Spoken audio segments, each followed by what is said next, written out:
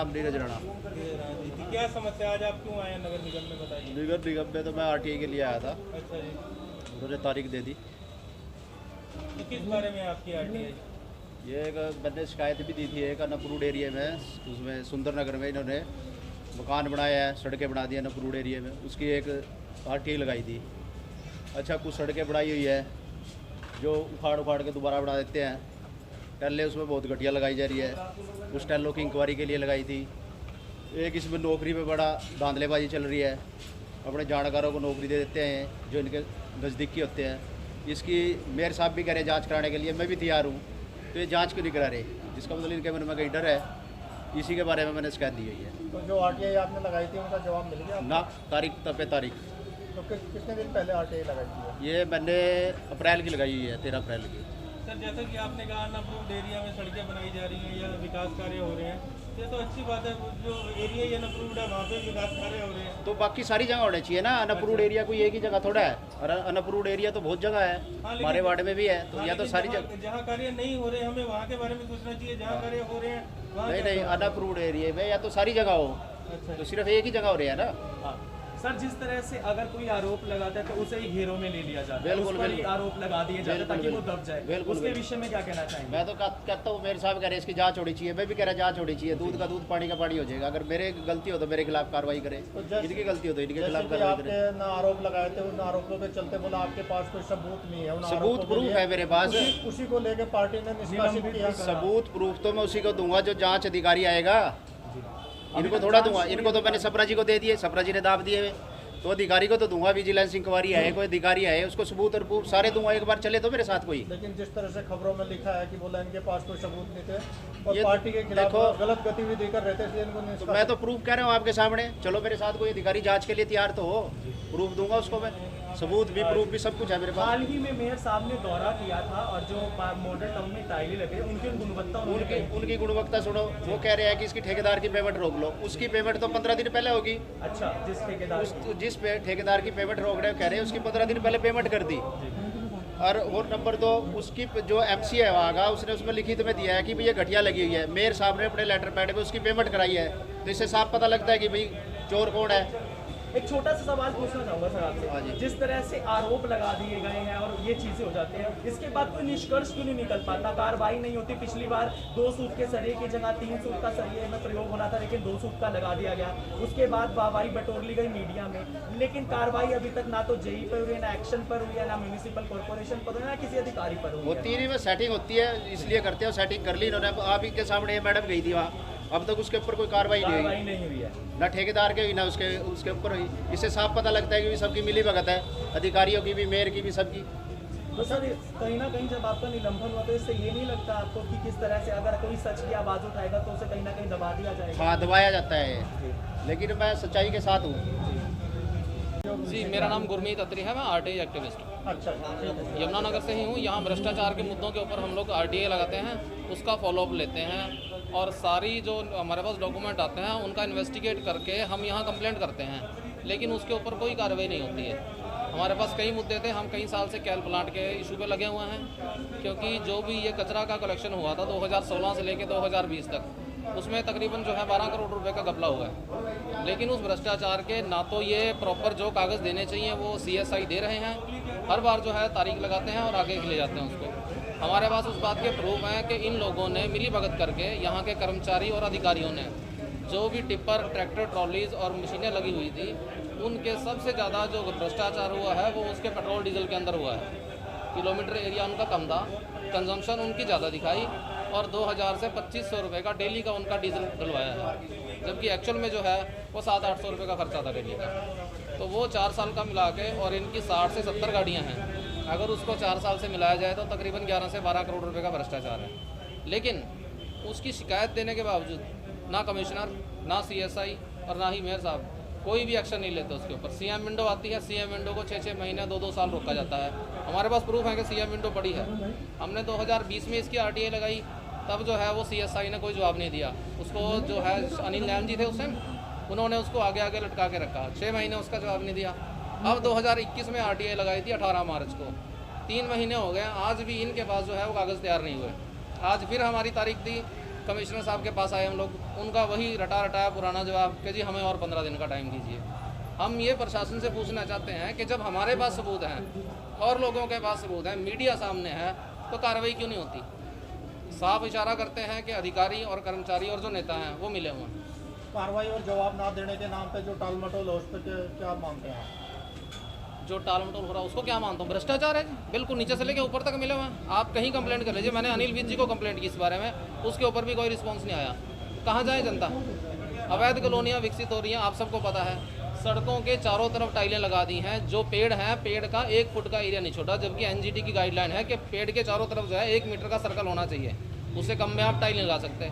इन्होंने जानबूझ के पेड़ खत्म करने के लिए बिल्कुल पेड़ों की जड़ों तक जो है टाइलों से ढक दी हैं। सर कहाँ एक देखेंगे छोटा उसको? सवाल, 12 करोड़ आप 13 करोड़ रुपए कह रहे हैं सर, वो गाड़ियाँ किराए की थी या गाड़ियाँ भी नगर? गाड़ियाँ निगम की थी, नगर निगम की थी। जो इसमें भ्रष्टाचार हुआ है वो उनकी मेंटेनेंस को लेकर के हुआ है और डीजल वगैरह को लेकर के हुआ है। तो अभी आपके सामने आ जाएगा अगले महीने, ये अभी 15 दिन का इन्होंने टाइम लिया है, ये हमें कागज़ दे देंगे और हमें 15 दिन लगेंगे उसकी जांच करने में। कहीं ना कहीं शासन और प्रशासन की दोनों की मिलीभगत की सिर्फ अधिकारी मिले हुए हैं। मंजूरी आती है लेकिन सड़क है जो 13 फुटी बन पाती है, साइड की जो सड़कें आधी छोड़ दी जाती है, तो कहीं ना कहीं वो भी एक तरह का भ्रष्टाचार है। भ्रष्टाचार है, लेकिन उसकी जांच आप नहीं करोगे। निगम में 2016 से लेकर 19 के बीच की 78 के करीब MB गायब हैं जी। कभी उसकी जो है FIR दर्ज नहीं हुई, जबकि MB एक ऐसा सेंसिटिव इशू है जिसको कि बहुत अच्छे से रखा जाना चाहिए, लेकिन यहाँ कोई देखता ही नहीं है। एक निगम पार्षद ने आरोप लगाए हैं, उसकी जांच नहीं हुई है, और जांच ना होना जो है कहीं ना कहीं आरोपों को सही साबित करता है। जब आप जांच नहीं करवाओगे तो आरोप सही माने जाएंगे। अत्री जी एक और छोटा सवाल ये पूछना चाहेंगे, जिस तरह से जब मेयर साहब दौरे पर निकलते हैं, SIC एक्शन इंस्पेक्टर दौरे पर निकलते हैं, निगरानी करते हैं, तो कहीं ना कहीं कमी पाई जाती है। कमी अगले दिन अखबार में ये आते हैं कि मेयर साहब ने उन पर कार्रवाई करने का जो है आदेश दिया, लेकिन कार्रवाई तो हो ही नहीं पाती, जो सच्चाई है वो तो सामने निकल ही नहीं पाती। उसके विषय में आप क्या कहना चाहेंगे? देखिए, नगर निगम में बहुत सारी कमियां हैं, सारी कमियां हैं, और ये सब मैनिपुलेटेड है कि कहीं दौरे पे जा रहे हैं या कुछ कर रहे हैं, किसी पे कार्रवाई नहीं होती। जिस जेई की से उसको सस्पेंड करने की सिफारिश होती है वो सस्पेंड नहीं होता, जिसको यहाँ से ट्रांसफर हो चुका होता है वो यहाँ से रिलीव नहीं होता। तो किस बात की कमाई जो है ये कार्रवाई कर रहे हैं? तो मैच दिखावा है कार्रवाई के नाम पे। बिल्कुल मैच दिखावा है, और समझ नहीं आ रही है क्यों, क्योंकि सारा कुछ जो है कंट्रोल, सब कुछ सेंट्रलाइज है। निगम के ही अधिकारी हैं, उन्हीं के बच्चे यहाँ जॉब कर रहे हैं, उन्हीं के बच्चे जेई हैं, तो कहाँ कार्रवाई होगी? अत्री जी, आप पार्टी एक्टिविटीज हैं, आज आप अपनी अपील के विषय में मिलने के लिए आए थे, तो आज आपको तारीख मिली। ये RTI आपने कब पाई थी? ये 16/3 और 18/3 की थी इस साल की, और पिछले साल जो है वो 24 जून और 22 जून की थी। यानी कि तकरीबन कहीं 1.5 साल हो चुका है और आपको आपके सवालों का जवाब नहीं मिल पा रहा है। किसी का भी नहीं मिलता जी। सबूत आप लेके पहले सबूत पहले है हमारे पास, ये देखिए, ये 17/3 की RTI है और ये 18/3 की है। आपको पिछले साल की RTI दिखाते हैं।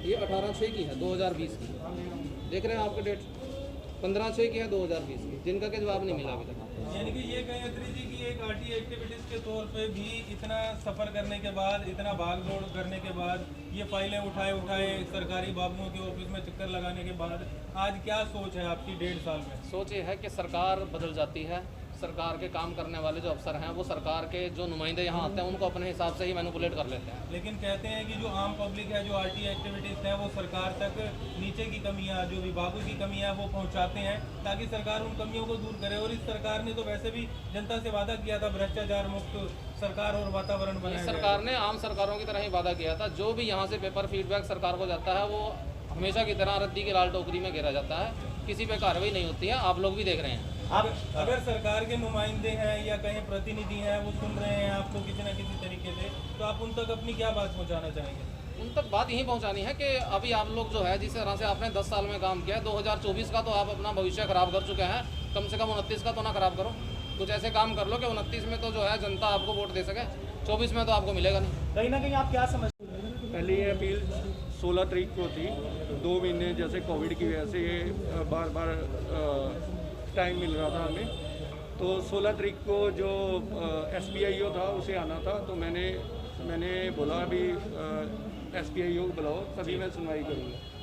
तो उन्होंने फिर 5 दिन का गैप आके आज फिर दोबारा सुनवाई के लिए बुलाया था।